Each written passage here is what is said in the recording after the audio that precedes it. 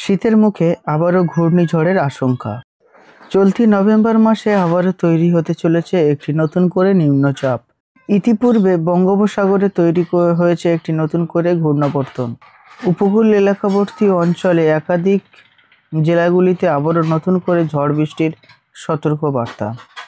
এদিকে উত্তর ভারতের ঠান্ডা শীতল হাওয়াতে হু হু করে নামছে তাপমাত্রার পারদ। একাধিক জেলাগুলিতে 13 ডিগ্রির থেকেও কমে ঘরে নেমে গেছে তাপমাত্রা। বেশিরভাগ জেলাগুলিতে 15 থেকে 16 ডিগ্রি তাপমাত্রা ঘোরাফেরা করছে। সুপ্রিয় দর্শক মণ্ডলী, আজ কার্তিক মাসের 28 তারিখ এবং বিরসা মুন্ডার জন্মদিন আজকের, এবং ইংরেজি মাসের 15ই নভেম্বর অর্থাৎ আজ শনিবার। আজকের আবহাওয়া দপ্তরের গুরুত্বপূর্ণ আপডেট। তো সুপ্রিয় দর্শক, নতুন করে ঘূর্ণাবর্তন তৈরি হয়েছে বঙ্গোপসাগরে, আবারও ঝড় বৃষ্টির সম্ভাবনা।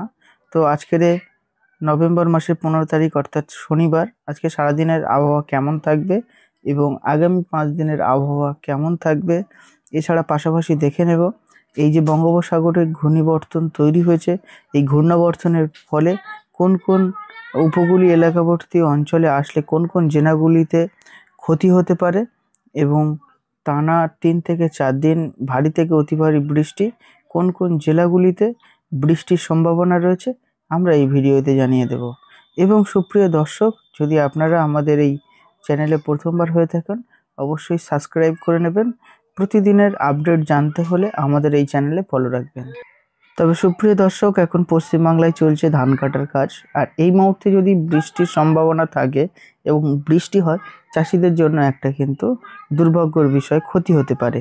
তো চলুন আজকে আমরা এক নজরে দেখে নেব আজকে সারাদিন আকাশে কোন কোন জায়গায় আকাশ মেঘলা আছে কিনা। তো সুপ্রিয় দর্শক, ইতিমধ্যে দেখুন একেবারে বাংলার আকাশ কিন্তু একেবারেই পরিষ্কার, কোথাও মেঘলা দেখা যাচ্ছে না। দুই বাংলার আকাশ একেবারেই পরিষ্কার। যেমন বিহার, ঝাড়খণ্ড, উড়িষ্যাতেও আকাশ পরিষ্কার রয়েছে।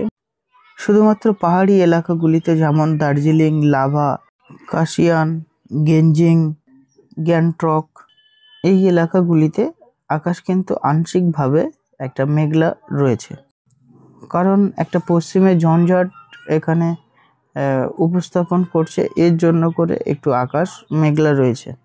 তো সুপ্রিয় দর্শক, এছাড়া কিন্তু একেবারেই বাংলার আকাশ, দুই বাংলার আকাশ একেবারেই পরিষ্কার। তো সুপ্রিয় দর্শক, আজকে আমরা জেনে নেব বৃষ্টি আছে কিনা এবং আগামী 5 দিনও বৃষ্টি আছে কিনা, চলুন একটু জেনে নিই।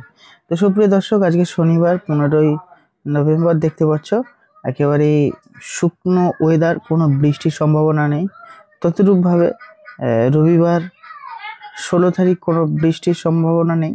ইতিমধ্যে স্যাটেলাইট আমাদেরকে জানাচ্ছেন কোনো বৃষ্টি নেই।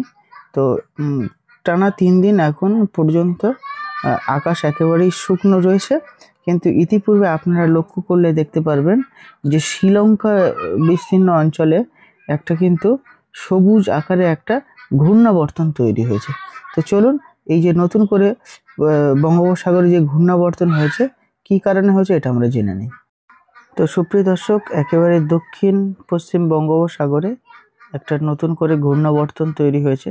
তার কারণে দেখুন শীতের বাতাসগুলি গতি বাড়িয়ে কিন্তু বঙ্গোপসাগরে প্রবেশ করছে। তো সুপ্রিয় দর্শক, আমরা একটু শ্রীলঙ্কার কাছাকাছি স্যাটেলাইটে দেখে নিচ্ছি যে এখানে শ্রীলঙ্কা জুড়ে বেশি অঞ্চলে কিন্তু ঝড় বৃষ্টির সম্ভাবনা কাল থেকে শুরু হতে পারে, কারণ শ্রীলঙ্কায় একটা নতুন করে ঘূর্ণাবর্তন তৈরি হয়েছে। এই ঘূর্ণাবর্তনের কারণে কিন্তু শ্রীলঙ্কা জুড়ে ঝড় বৃষ্টি হতে পারে। তবে এই ঝড় বৃষ্টি এখানে হলে দুই বাংলায় কি প্রভাব পড়তে পারে, চলুন আমরা জেনে নিই। তো ইতিপূর্বে আবহাওয়া দপ্তরের গুরুত্বপূর্ণ আপডেট যে এটা যে বঙ্গোপসাগরে যে তৈরি হওয়া সিস্টেমটি, এইটা শ্রীলঙ্কার উপকূল এলাকাবর্তী অঞ্চলে আগামী 72 ঘন্টা পেরোতেই এটি কিন্তু উত্তর ভারত হয়ে উঠে আসতে পারার সম্ভাবনা রয়েছে। তবে এর কারণে কিন্তু আগামী 72 ঘন্টার মধ্যে কিন্তু ঝড় বৃষ্টি শুরু হয়ে যাবে বিভিন্ন উত্তর ভারতের রাজ্যগুলিতে।